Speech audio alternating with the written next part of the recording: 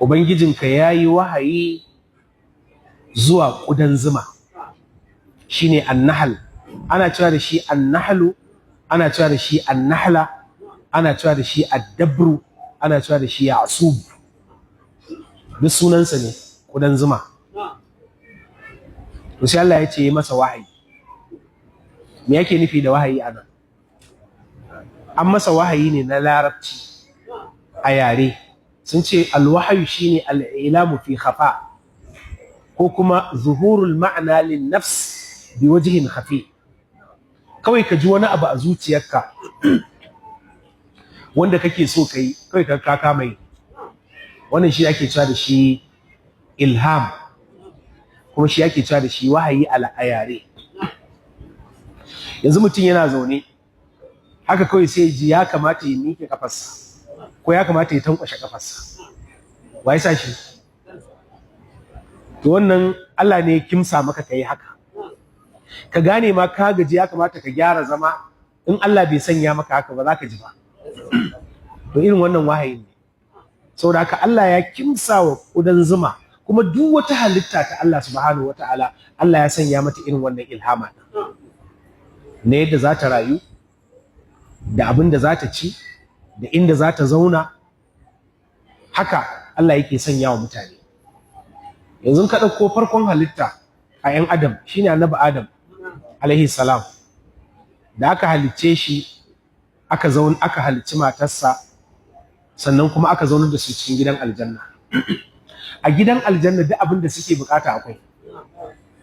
An ce ba yunwa ba kishirwa, ba ma sai sun sa kaya ba. Inna laka alla tajua fiha wala ta'ra wa annaka la tazma'u fiha.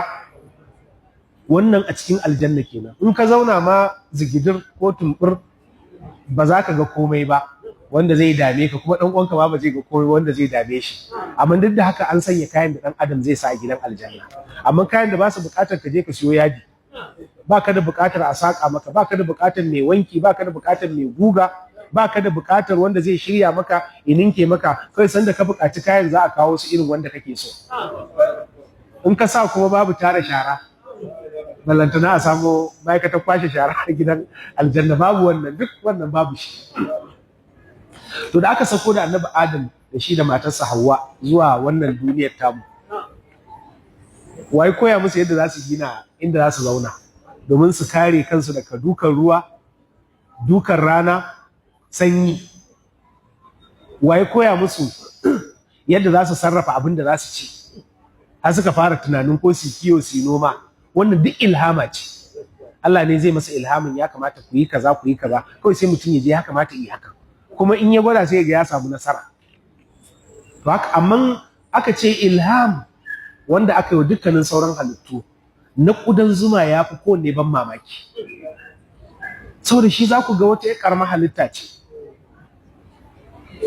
bayan kuma ƴar ƙaramar halitta ce, sannan aka sanya mata yanayin yadda za ta rayu, kuma aka koyar da ita, aka cusa mata ta yi. Kun ga yanzu abu na farko Allah subhanahu wataala cewa an mata wahayi na me, an ittakhidhi min aljibali buyutan. Ki gida ko kirki gida daga cikin kogon duwatsu. Wa min ash-shajari, sannan kuma gidan ke zamanto ko dai a kogon bishiya. Wa min ma ya'rishun, ko kuma an yadda mutane suka yi miki. Kun ga wannan an nuna mana cewa gidan ƙudan zuma yana zama a guri uku ne, ko dai ya samu kogon dutse, ko ya samu kogon bishiya, ko kuma inda ɗan adam ya masa. Shi sa aka ce abin mamaki ba yadda za a yi a ciyo zuma ka ji tsakuwa a cikinsa, ba yadda za a yi ka ga ƙudan zuma ya yi zumansa a gurin da yake na ƙazanta ne. Yanzu da za ka zo a samu wata gada, ruwan kwata ina taɓa ta, zuma ba zai je shiga gurin yayi ba. Shi sa da an ɗauko shi kawai ba a da buƙatar a wanke ko a gyara, sai dai a ci. Don banda Allah ba zai wannan. Ba yadda za a yi ƙudan zuma ta yi abu a gurin da yake ba mai tsafta ba. Sannan a lokacin wani daga cikin manya-manyan malaman falsafa, ana cewa da shi, da Laraba suna cewa da shi Aristophanes. yace shi kudan zuman nan ya kamata i samar da wani gilashi wanda zai ajiye zuma iga yaya suke yin zuma. Lokacin ba kyamarori irin na zamani da za a makala a yi waye. Da ya zo ya masa guri anya inda zai shiga sai shi na karau ana gano shi da itaru kafin ya fara zuman sai da ililliɓe gilashin gabaki ɗayansa da tako ta baya. Kaga duk ɗan adam ba zai gano yadda za a yi bake.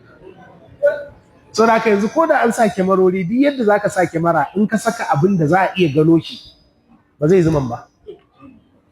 Sai dai ka bar shi kawai saboda Allah shi ya san yadda ya tsara yadda za a yi zuman. Kai dai kawai ka ɗiba ka sha.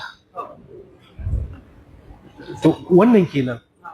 Sannan abin mamaki a cikin zuma za ga kala uku ne wanda Allah ya yi bayaninsa a nan inda za mu karanta. Akwai farin zuma, sannan akwai farar saƙa kai, ko? Sannan akwai jar saƙa. Ba a cewa, to mu Hausa muke cewa baƙar saƙa. Amma a su a Larabci da fara ce da ja sai kuma tsanwa. Watan kala ce wacce ta fi karkata zuwa ga yala-yala haka.